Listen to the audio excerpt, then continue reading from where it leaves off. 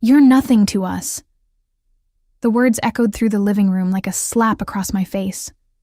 I stood there, clutching my coffee mug so tightly I thought it might shatter, watching my husband Greg and his mother exchange knowing looks. 5 years of marriage, 5 years of trying to conceive, and this was how it ended, with his family treating me like a defective appliance they wanted to return. My name is Julia Monroe. I'm 37 years old, and I had always believed that love could conquer anything.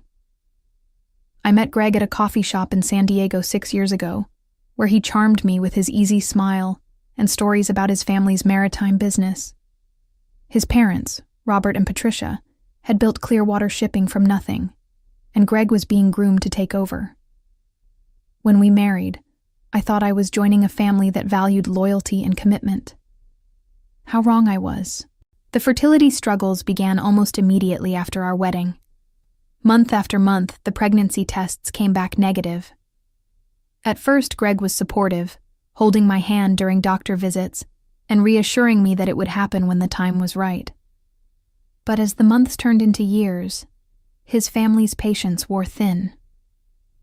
Patricia started making pointed comments about fulfilling wifely duties, and Robert would grumble about needing grandchildren to carry on the family legacy. The final blow came 3 weeks ago during Sunday dinner at their sprawling oceanfront estate. I had just finished helping Patricia serve dessert when she announced loudly, "Maybe it's time Greg considered other options. There are plenty of younger women who could give our family what it needs." Greg said nothing. He just stared at his plate while his father nodded in agreement. That night, I knew something fundamental had shifted in our marriage. This morning's confrontation was the culmination of weeks of cold shoulders and whispered conversations that stopped whenever I entered a room. Patricia had called me into the living room with Greg and Robert, her expression stern and unwavering.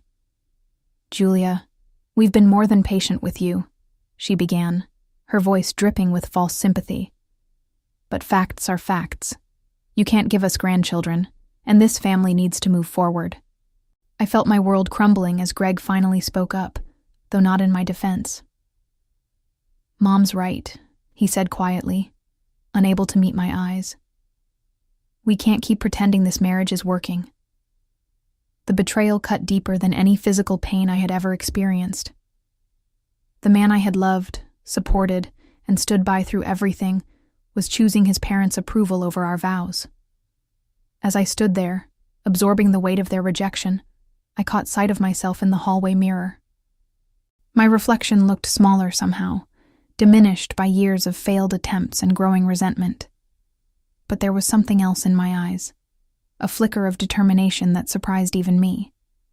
Little did they know, this moment would mark the beginning of my transformation, not my destruction. Growing up in a middle-class household in Phoenix, I had learned early that love required work and sacrifice. My parents, both teachers, had shown me what a supportive partnership looked like. When my father was diagnosed with cancer during my senior year of college, my mother never wavered in her devotion. She worked 2 jobs to pay for treatments and still found time to sit by his bedside every evening. Their love story ended when he passed away 2 years after my wedding, but their example had shaped my understanding of commitment. I met Greg during a particularly difficult period in my life. I had just started working as a marketing coordinator for a nonprofit organization, trying to rebuild my confidence after a string of failed relationships. Greg seemed different from the men I had dated before. He was ambitious but kind, successful but down to earth. When he talked about his family's business, his eyes lit up with genuine passion. He painted pictures of a future where we would travel the world together, where our children would learn to sail on the family yacht, where love would be the foundation of everything we built. The early years of our marriage had been genuinely happy. Greg was attentive and affectionate, surprising me with weekend getaways and small gestures that showed he was thinking of me. His parents had welcomed me warmly, or so I thought. Patricia would invite me to ladies' lunches and ask for my opinion on family matters.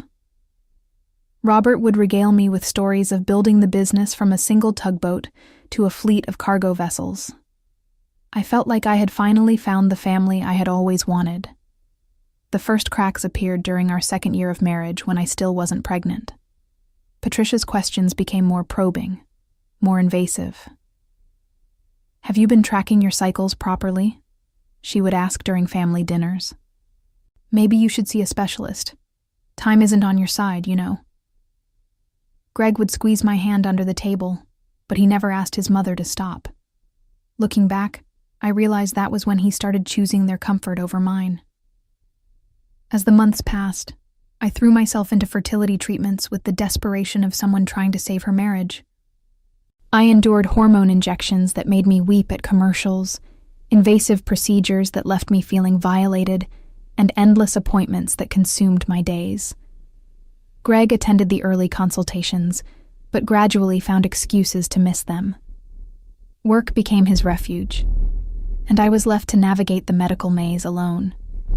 The emotional distance grew wider with each negative test. Greg started working later, traveling more frequently, and speaking to me in the polite but distant tone he used with business associates. His parents became increasingly critical, questioning my diet, my stress levels, my commitment to the process. They began treating me like a failing employee rather than a daughter-in-law, and Greg allowed it to happen. Now, standing in their pristine living room with its panoramic ocean views, I understood that my worth to this family had always been conditional. I was valued only for what I could produce, not for who I was. The realization was devastating, but also strangely liberating. If they wanted to treat me like nothing, then perhaps it was time for me to disappear. The packing process was surreal in its efficiency. Patricia supervised while Robert and Greg watched from the doorway, as if I might steal something on my way out. Everything I had accumulated during 5 years of marriage fit into 2 duffel bags: clothes, books, a few photographs, and the jewelry my grandmother had left me. The expensive items Greg had given me during our courtship somehow didn't feel like mine anymore. The diamond earrings from our first anniversary, the pearl necklace from our wedding day, the designer handbags he bought during business trips. They all belonged to the version of me that had believed in this family's love. "You can take the Honda," Greg said quietly, dangling the keys to my old car. It was a 2018 model with over 100,000 miles, hardly a generous gesture considering the luxury vehicles sitting in their garage. Patricia sniffed disapprovingly, as if even this small concession was too much. "She should be grateful we're not asking for the ring back," she muttered, though the engagement ring had already been returned during our argument. As I loaded my bags into the trunk, I caught sight of neighbors pretending not to watch from their perfectly manicured lawns. The humiliation was complete. Julia Monroe, the woman who couldn't give her husband children, being evicted from paradise. I wondered how Patricia would explain my sudden absence to her bridge club, what story Greg would tell his business associates about his missing wife. The drive away from their estate felt like escaping a beautiful prison. As I navigated the winding coastal roads, I forced myself not to look back at the house where I had spent the last 5 years trying to prove my worth. My hands shook as I gripped the steering wheel, and I had to pull over twice to compose myself. The reality of my situation was sinking in. I was 37, unemployed, and essentially homeless.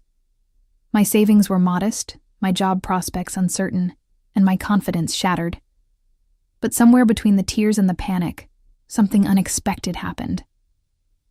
As I sat in my car overlooking the Pacific Ocean, watching waves crash against the rocks below, I felt a strange sense of relief. For the first time in years, no one was monitoring my cycle, analyzing my diet, or scheduling my life around fertility appointments. I was free from their constant judgment, their suffocating expectations, their conditional love. I pulled out my phone and scrolled through my contacts, looking for someone who might offer a couch for a few nights. My friend Monica from college lived in Los Angeles, about 3 hours north. She had always said I was welcome any time, though I had never taken her up on the offer. My finger hovered over her number as I tried to figure out how to explain that my marriage had imploded and I needed help starting over. As the sun began to set over the water, painting the sky in brilliant oranges and purples, I made a silent promise to myself. I would rebuild my life, stronger and better than before. They had called me nothing, but I would prove them wrong in ways they couldn't imagine. Monica's apartment in West Hollywood was a far cry from the oceanfront mansion I had called home, but her warm embrace when she opened the door was worth more than all of Patricia's cold hospitality. "Oh, honey," she whispered, holding me as I finally broke down completely. "Tell me everything." Over wine and takeout pizza, I spilled the entire story. The fertility struggles, the family's cruelty, the humiliating dismissal. Monica listened without judgment, occasionally refilling my glass or squeezing my hand. "You know what?" she said after I finished. "This might be the best thing that ever happened to you. I know it doesn't feel like it now, but that family was toxic, Julia. You deserve so much better." Monica had always been perceptive, even in college when she warned me about various boyfriends who would later prove unworthy. As a successful talent agent, she had developed an excellent radar for people who used others for their own gain. The first few weeks were a blur of job applications, apartment hunting, and trying to piece together a new identity. I had defined myself as Greg's wife for so long that I barely remembered who Julia Monroe was on her own. Monica let me stay as long as I needed, but I was determined not to impose forever. I found a small studio apartment in Silver Lake and landed a position with a marketing firm that specialized in nonprofit organizations. The salary was modest, but it felt good to be valued for my skills rather than my reproductive potential. 3 months after leaving San Diego, I made a discovery that changed everything. I was feeling unusually tired and nauseous, symptoms I initially attributed to stress and my new work schedule. When the feelings persisted, I bought a pregnancy test more out of paranoia than hope. The positive result left me staring at the plastic stick in disbelief. After 5 years of trying, countless medical interventions, and the complete destruction of my marriage, I was finally pregnant. The irony was overwhelming. The child Greg and his family had desperately wanted was growing inside me, but they would never know. Part of me wanted to call him immediately, to shove this miracle in their faces and demand an apology. But another part of me, the stronger part, recognized this as an opportunity for something better. This baby would be mine, free from the toxic expectations and conditional love of the family that had rejected us both. I scheduled an appointment with an obstetrician and began the surreal process of navigating pregnancy alone. The doctor was kind but clinical, asking about the father's medical history and whether he would be involved in the child's life. "No," I said firmly. "He won't be involved." I didn't elaborate, and she didn't push. This was my choice, my child, my future.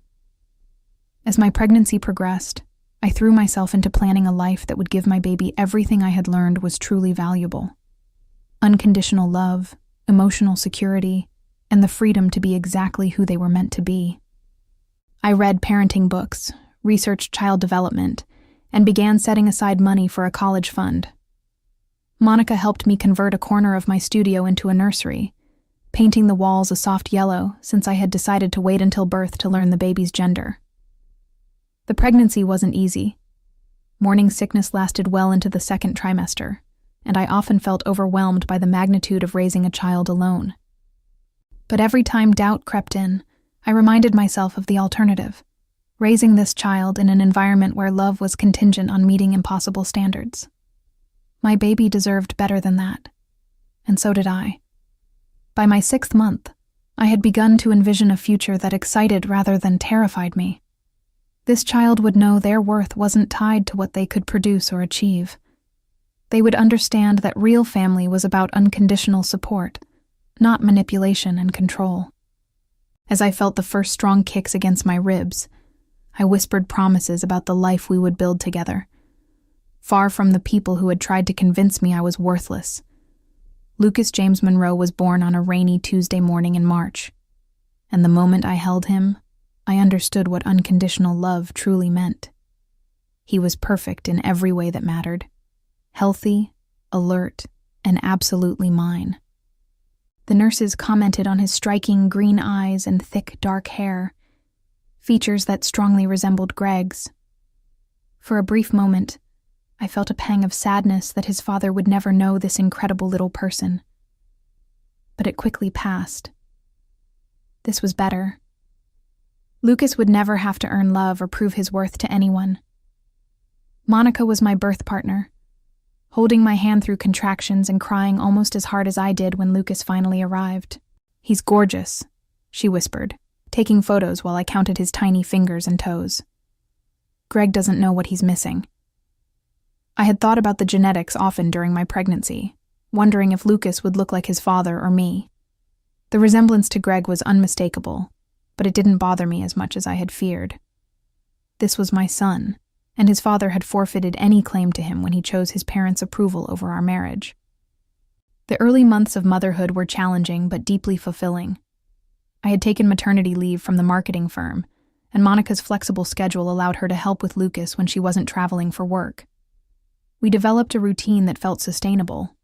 I would work from home part-time while Lucas napped, and Monica would take evening feedings when she was in town. It wasn't the traditional nuclear family I had once imagined, but it was filled with more genuine love and support than I had ever experienced with Greg's family. During Lucas's first year, I began working on a project that had been percolating in my mind since leaving San Diego. The fertility industry was worth billions of dollars, built partly on the desperation of women like me who believed their value depended on their ability to conceive. I started writing about my experiences, the invasive procedures, the emotional manipulation, the way society treats women who struggle with infertility. What began as personal therapy evolved into something larger. I reached out to other women who had faced similar challenges, collecting their stories and weaving them into a broader narrative about how the pressure to procreate can destroy relationships and self-worth. Some had eventually conceived, others had chosen adoption, and still others had found fulfillment in child-free lives. The common thread was that they had all been made to feel inadequate by systems and people who reduced them to their reproductive function. The manuscript grew into a book proposal, which I sent to literary agents while Lucas played on the floor beside my desk. The response was immediate and overwhelming. 3 agents wanted to represent me, and within weeks of signing with the best one, publishers were bidding on my memoir. The advance was substantial enough to provide financial security for Lucas and me, but more importantly, it validated that my story, our story, mattered. As I signed the publishing contract, I thought about Greg and his family. They had no idea that the woman they had discarded like defective merchandise was about to share her story with the world. They had no idea that their cruelty had inspired something powerful and profitable. Most of all, they had no idea that the grandchild they had desperately wanted was thriving without them, surrounded by people who loved him simply for existing. Lucas was 15 months old when the book was scheduled for publication. By then, he was walking, babbling constantly, and charming everyone he met. Monica had become his honorary aunt, and my small circle of friends had expanded to include other writers, single mothers, and women who had found strength in shared experiences. We had built something beautiful from the ashes of my broken marriage. The book launch exceeded everyone's expectations. Invisible Worth, A Woman's Journey Beyond Fertility, debuted at number 7 on the New York Times bestseller list and sparked conversations across social media platforms. I appeared on morning shows, podcasts, and panel discussions about women's health and societal expectations. The story resonated with thousands of women who shared their own experiences of feeling reduced to their reproductive capacity. What surprised me most was the response from men. Husbands wrote to thank me for helping them understand their wives' struggles. Fathers apologized for pressuring their daughters about grandchildren. Even some fertility doctors reached out to discuss how the industry could better support women emotionally, not just medically.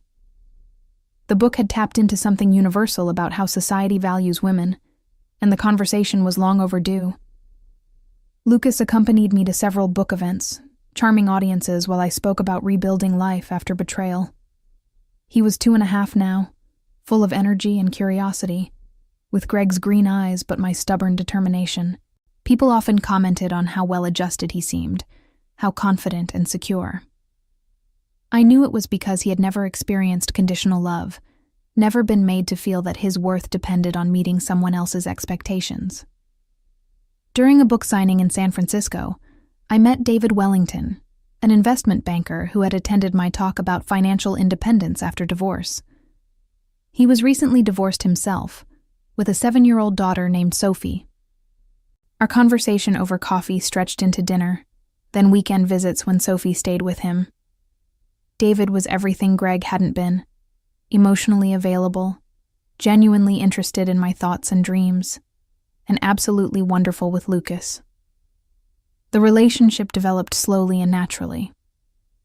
David never pressured me for commitment or tried to replace Lucas's father, which was perfect since Lucas had never had a father to replace. Instead, he became a friend, then a partner, creating space for all of us to grow together. Sophie adored Lucas, treating him like the little brother she had always wanted, and Lucas worshipped her in return. A year into our relationship, David proposed not just to me but to our little family. "I want to build something beautiful with all of us," he said, getting down on one knee in front of both children. "Will you marry me? And will you two be my kids?" Sophie and Lucas both shouted yes before I could even answer, though my tears had already given away my response. By this time, my second book was in development, a guide for single mothers navigating entrepreneurship and dating. The success of my first book had opened doors I never could have imagined. I was invited to speak at conferences, universities, and corporate events about resilience and reinvention. A production company had optioned the film rights to my memoir, and I was consulting on the screenplay. Lucas was 3 when we planned our wedding, a small ceremony on the beach in Malibu with only our closest friends and chosen family. Monica was my maid of honor, and Sophie was our flower girl while Lucas served as ring bearer. As I stood on the sand watching David promise to love and protect all of us, I marveled at how far we had traveled from that devastating day in Patricia's living room. The irony wasn't lost on me that I was about to marry into another successful family, but this time everything was different. David's parents were warm and inclusive, welcoming Lucas and me without reservation. They didn't care about his biological father or my fertility history. They cared about kindness, character, and the happiness of their son. It was everything I had hoped Greg's family would be, back when I still believed love could be earned through perfection. As we planned our future together, I occasionally wondered what Greg was doing, whether he ever thought about the wife he had discarded so callously.